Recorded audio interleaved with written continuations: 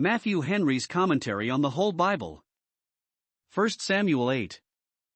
Things went so very well with Israel, in the chapter before, under Samuel's administration, that, methinks, it is a pity to find him so quickly, as we do in this chapter, old, and going off, and things working towards a revolution. But so it is, Israel's good days seldom continue long. We have here 1. Samuel decaying, verse 1. 2. His sons degenerating, verses 2 and 3. 3. Israel discontented with the present government and anxious to see a change. 4:1. They petition Samuel to set a king over them, verses 4 and 5. 2. Samuel brings the matter to God, verse 6. 3. God directs him what answer to give them, by way of reproof, verses 7 and 8, and by way of remonstrance, setting forth the consequences of a change of the government and how uneasy they would soon be under it, verses 9 to 18. 4. They insist upon their petition, verses 19 and 20. 5. Samuel promises them, from God, that they shall shortly be gratified, verses 21 and 22. Thus hard is it for people to know when they are well off. The wickedness of Samuel's sons, 1075 BC. 1. And it came to pass, when Samuel was old, that he made his sons judges over Israel. 2. Now the name of his firstborn was Joel, and the name of his second, Abiah. They were judges in Beersheba. 3. And his sons walked not in his ways, but turned aside after lucre, and took bribes, and perverted judgment. 2 sad things we find here, but not strange things. 1. A good and useful man growing old and unfit for service, verse 1. Samuel was old, and could not judge Israel, as he had done. He is not reckoned to be past 60 years of age now, perhaps not so much, but he was a man betimes, was full of thoughts and cared when he was a child, which perhaps hastened the infirmities of age upon him. The fruits that are the first ripe keep the worst. He had spent his strength and spirits in the fatigue of public business, and now, if he think to shake himself as at other times, he finds he is mistaken. Old age has cut his hair. Those that are in the prime of their time ought to be busy in doing the work of life, for, as they go into years, they will find themselves less disposed to it and less able for it. 2. The children of a good man turning aside, and not treading in his steps. Samuel had given his sons so good an education, and they had given him such good hopes of their doing well, and gained such a reputation in Israel, that he made them judges, assistants to him a while, and afterwards deputies under him at Beersheba, which lay remote from Ramah, verse 2. Probably the southern countries petitioned for their residence there, that they might not be necessitated to travel far with their causes. We have reason to think that Samuel gave them their commissions, not because they were his sons. He had no ambition to entail the government upon his family, any more than Gideon had, but because, for aught that yet appeared, they were men very fit for the trust, and none so proper to ease the aged judge, and take some of the burden off him, as, caeteris paribus, other things being equal, his own sons, who no doubt were respected for their good father's sake, and, having such an advantage at setting out, might soon have been great if they had but been good. But, alas! His sons walked not in his ways, verse 3, and, when their character was the reverse of his, their relation to so good a man, which otherwise would have been their honor, was really their disgrace. Degeneranti genus opprobrium, a good extraction, is a reproach to him that degenerates from it. Note, those that have the most grace themselves cannot give grace to their children.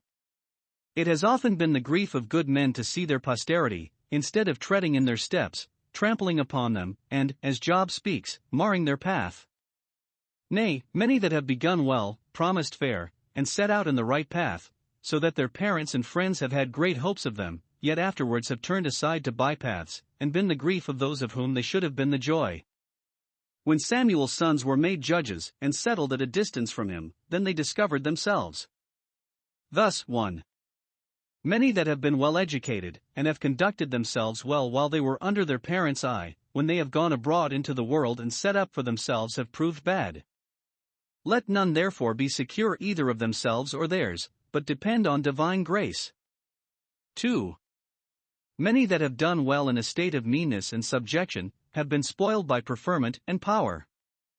Honors change men's minds, and too often for the worse. It does not appear that Samuel's sons were so profane and vicious as Eli's sons, but, whatever they were in other respects, they were corrupt judges. They turned aside after lucre, after the mammon of unrighteousness, so the Chaldee reads it. Note, the love of money is the root of all evil. It is pernicious in any, but especially in judges. Samuel had taken no bribes, chapter 12 verse 3, but his sons had though, no doubt, he warned them against it when he made them judges, and then they perverted judgment. In determining controversies, they had an eye to the bribe, not to the law, and inquired who bid highest, not who had right on his side. It is sad with a people when the public justice that should do them right, being perverted, does them the greatest wrong. The people desire a king, God's answer to Israel. The people insist on having a king, 1075 BC. For then all the elders of Israel gathered themselves together, and came to Samuel unto Ramah, 5 and said unto him, Behold, thou art old, and thy sons walk not in thy ways, now make us a king to judge us like all the nations. 6 But the thing displeased Samuel, when they said, Give us a king to judge us. And Samuel prayed unto the Lord.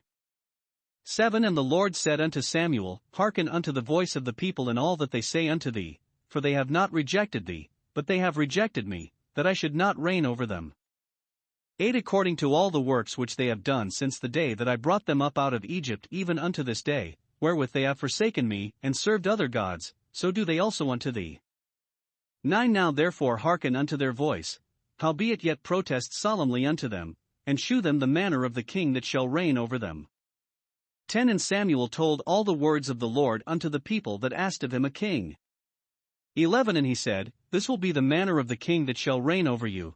He will take your sons, and appoint them for himself, for his chariots, and to be his horsemen, and some shall run before his chariots. 12 And he will appoint him captains over thousands, and captains over 50s, and will set them to ear his ground, and to reap his harvest, and to make his instruments of war and instruments of his chariots. 13 And he will take your daughters to be confectionaries, and to be cooks, and to be bakers. 14 And he will take your fields, and your vineyards, and your olive yards, even the best of them, and give them to his servants. 15 And he will take the tenth of your seed, and of your vineyards, and give to his officers, and to his servants. 16 And he will take your menservants, and your maidservants, and your goodliest young men, and your asses, and put them to his work. 17 He will take the tenth of your sheep, and ye shall be his servants. 18 And ye shall cry out in that day because of your king which ye shall have chosen you, and the Lord will not hear you in that day. 19 Nevertheless the people refused to obey the voice of Samuel, and they said, Nay, but we will have a king over us. 20 That we also may be like all the nations, and that our king may judge us, and go out before us, and fight our battles. 21 And Samuel heard all the words of the people, and he rehearsed them in the ears of the Lord. 22 And the Lord said to Samuel, Hearken unto their voice, and make them a king. And Samuel said unto the men of Israel, Go ye every man unto his city. We have here the starting of a matter perfectly new and surprising, which was the setting up of kingly government in Israel. Perhaps the thing had been often talked of among them by those that were given to change and affected that which looked great. But we do not find that it was ever till now publicly proposed and debated. Abimelech was little better than a titular king, though he is said to reign over Israel, Judges 9 verse 22, and perhaps his fall had for a great while rendered the title of king odious in Israel, as that of Tarquinius did among the Romans, but, if it had, by this time the odium was worn off, and some bold steps are here taken towards so great a revolution as that amounted to. Here is 1. The address of the elders to Samuel in this matter, verses 4 and 5 They gathered themselves together, by common consent, and not in a riotous tumultuous manner, but with the respect due to his character, they came to him to his house as Ramah with their address, which contained 1. A remonstrance of their grievances, in short, Thou art old, and thy sons walk not in thy ways. Many a fairer occasion that people had had to ask a king, when they were oppressed by their neighbors or embroiled at home for want of a king in Israel, but a small thing will serve factious spirits for a color to desire a change. 1. It was true that Samuel was old, but if that made him less able to ride the circuit, and sit long on the bench, yet it made him the more wise and experienced, and, upon that account, the fitter to rule. If he was old, had he not grown old in their service? And it was very unkind, ungrateful, nay, and unjust, to cast him off when he was old, who had spent his days in doing them good. God had saved his youth from being despicable, chapter 3 verse 20, yet they make his old age so, which should have been counted worthy of double honor. If old people be upbraided with their infirmities, and laid aside for them, let them not think it strange. Samuel himself was so. 2. It was true that his sons did not walk in his ways. The more was his grief, but they could not say it was his fault. He had not, like Eli, indulged them in their badness, but was ready to receive complaints against them. And, if that had been the thing desired, we may well suppose, upon the making out of the charge of bribery against them, he would have superseded their commissions and punished them. But this would not content the elders of Israel. They had another project in their head. 2. A petition for the redress of these grievances, by setting a king over them.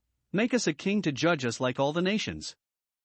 Thus far it was well, that they did not rise up in rebellion against Samuel, and set up a king for themselves, 6 et armis by force, but they applied to Samuel, God's prophet, and humbly begged of him to do it. But it appears by what follows that it was an evil proposal, and ill-made, and was displeasing to God. God designed them a king, a man after his own heart, when Samuel was dead, but they would anticipate God's counsel, and would have one now that Samuel was old.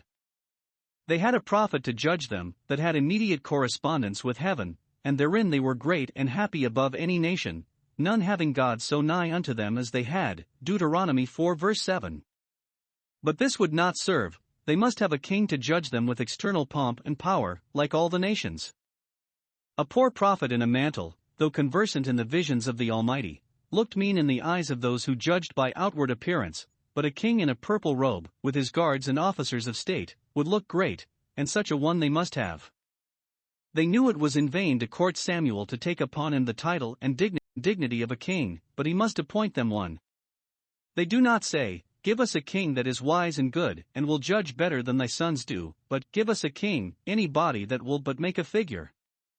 Thus foolishly did they forsake their own mercies, and, under pretense of advancing the dignity of their nation to that of their neighbors, did really thrust themselves down from their own excellency, and profane their crown by casting it to the ground. 2. Samuel's resentment of this address, verse 6. Let us see how he took it. 1. It cut him to the heart.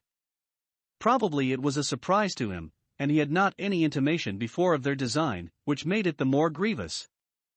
The thing displeased Samuel, not when they upbraided him with his own infirmities and his children's irregularities. He could patiently bear what reflected on himself and his own family, but it displeased him when they said, "Give us a king to judge us," because that reflected upon God and his honor.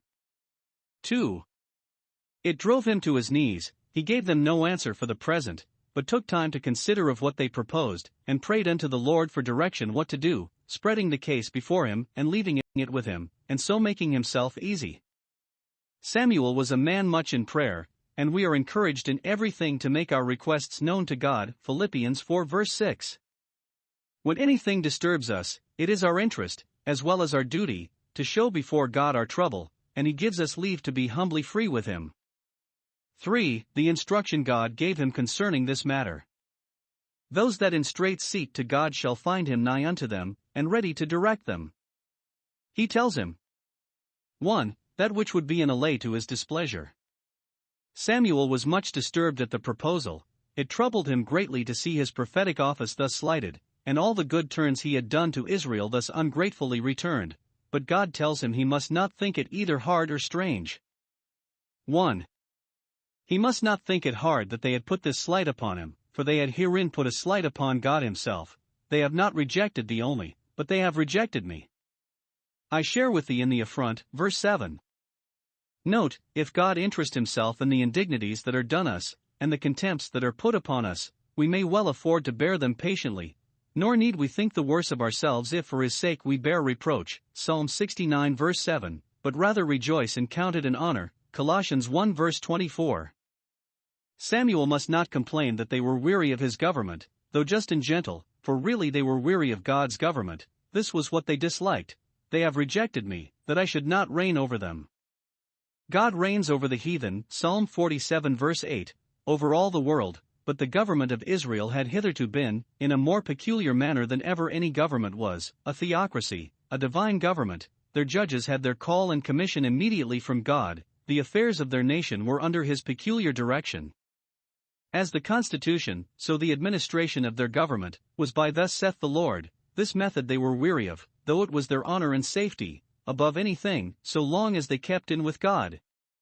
They were indeed so much the more exposed to calamities if they provoked God to anger by sin, and found they could not transgress at so cheap a rate as other nations could, which perhaps was the true reason why they desired to stand upon the same terms with God that other nations did. 2. He must not think it strange, nor marvel at the matter, for they do as they always have done, according to all the works which they have done, since the day that I brought them out of Egypt, so do they unto thee. Verse 8.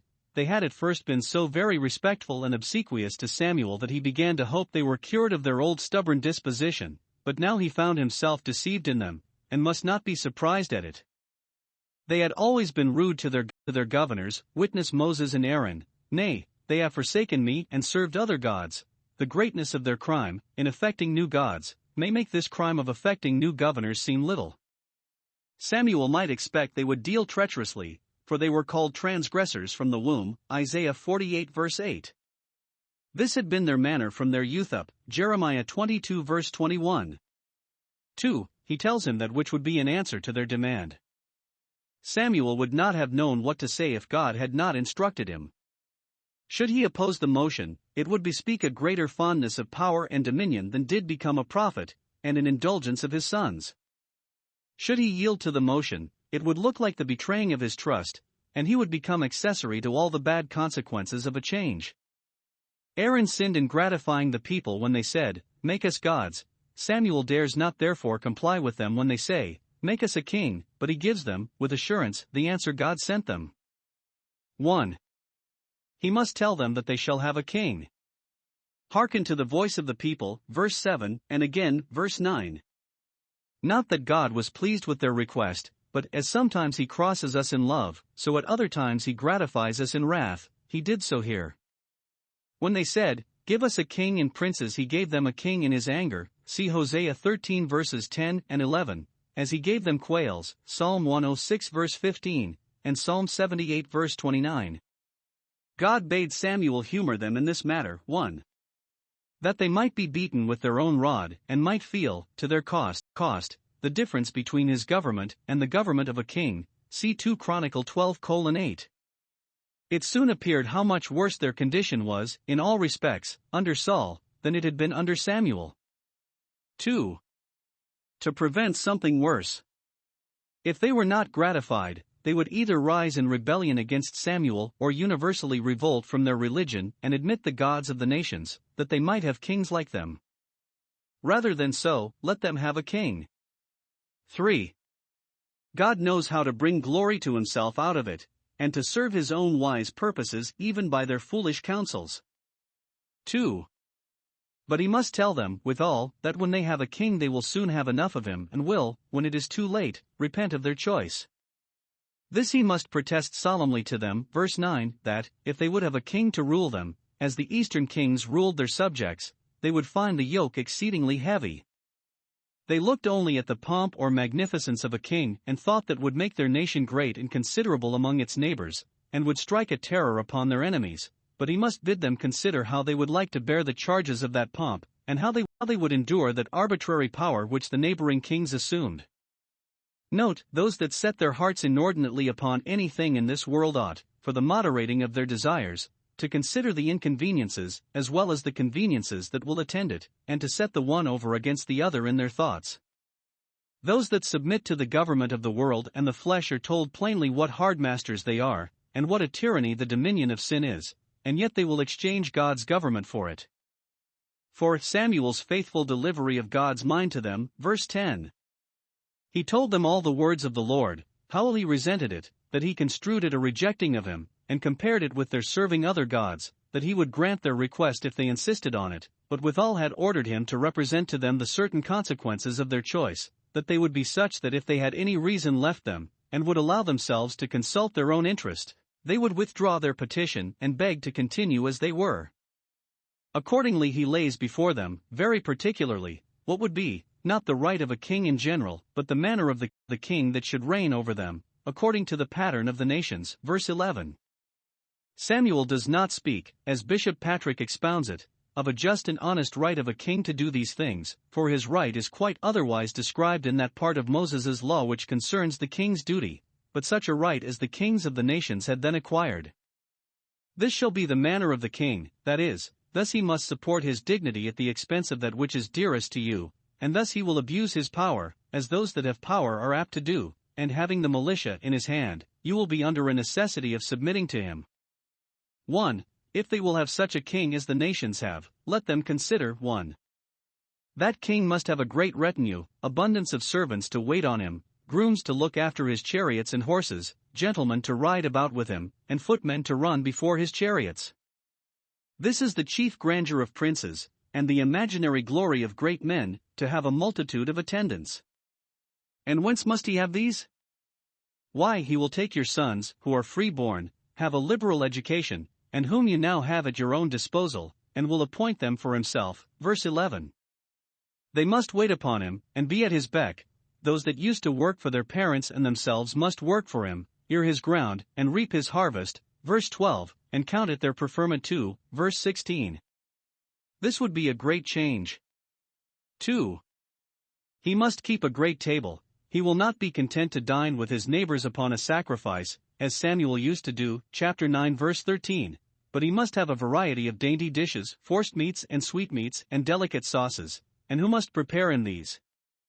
Why, he will take your daughters, the most ingenious and handy of them, whom you hope to prefer to houses and tables of their own, and, whether you be willing or no, they must be his confectioners, and cooks, and bakers, and the like.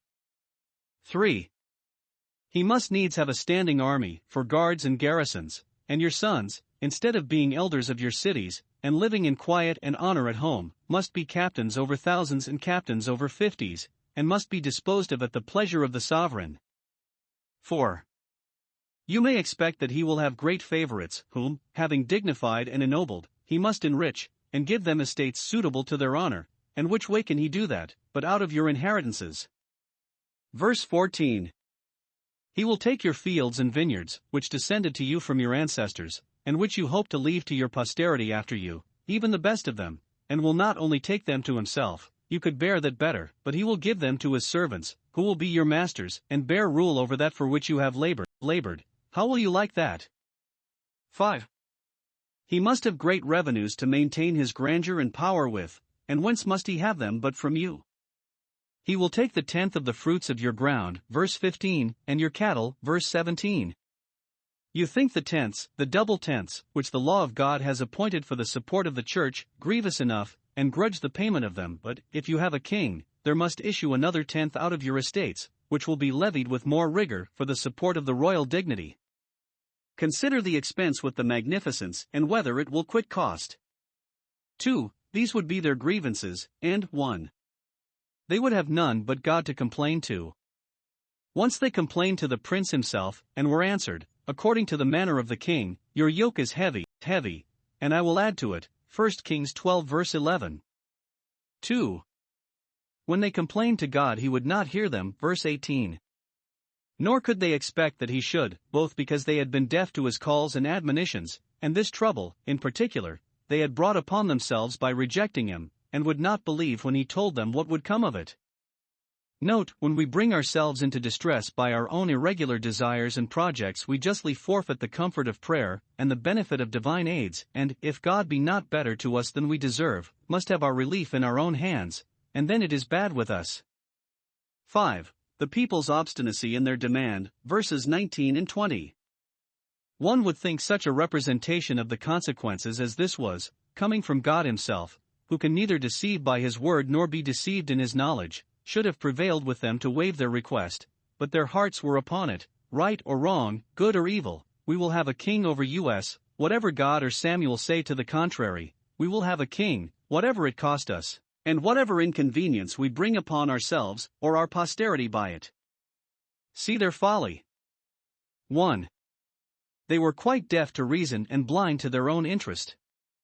They could not answer Samuel's arguments against it, nor deny the force of them, and yet they grow more violent in their request, and more insolent. Before it was, pray, make us a king, now it is, nay, but we will have a king, yeah, that we will, because we will, nor will we bear to have anything said against it. See the absurdity of inordinate desires, and how they rob men of their reason. 2. They could not stay God's time. God had intimated to them in the law that, in due time, Israel should have a king, Deuteronomy 17 verses 14 and 15, and perhaps they had some intimation that the time was at hand, but they are all in haste, we in our day, will have this king over us. Could they but have waited 10 or 12 years longer, they would have had David, a king of God's giving and mercy, and all the calamities that attended the setting up of Saul would have been prevented. Sudden resolves and hasty desires make work for a long and leisurely repentance. 3. That which they aimed at in desiring a king was not only, as before, that they might be like the nations, and leveled with the one above whom God had so far advanced them, but that they might have one to judge them, and to go out before them when they took the field, and to fight their battles. Foolish people and unwise.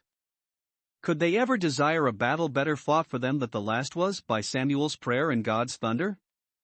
Chapter 7 verse 10. Was victory hereby too sure to them? And were they fond of trying the chance of war at the same uncertainty that others did? So sick, it seems, were they of their privileges, and what was the issue? Their first king was slain in a battle, which none of their judges ever were, so was Josiah, one of the last and best.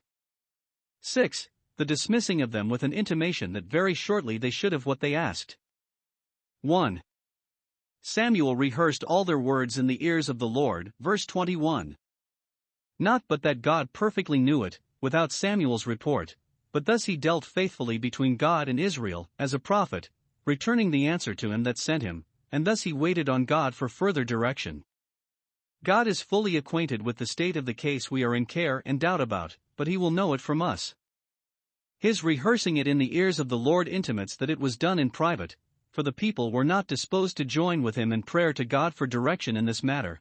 Also it bespeaks a holy familiarity, to which God graciously admits his people. They speak in the ears of the Lord, as one friend whispers with another. Their communion with God is meat they have to eat which the world knows not of. John 4 verse 32. 2. God gave direction that they should have a king, since they were so inordinately set upon it. Verse 22. Make them a king, and let them make their best of him, and thank themselves if that very pomp and power which they are so eager to see their sovereign in be their plague and burden. So he gave them up to their own heart's lusts. Samuel told them this, but sent them home for the present, every man to his city, for the designation of the person must be left to God. They had now no more to do. When God saw fit to notify the choice to Samuel, they should hear further from him. In the meantime let them keep the peace and expect the issue.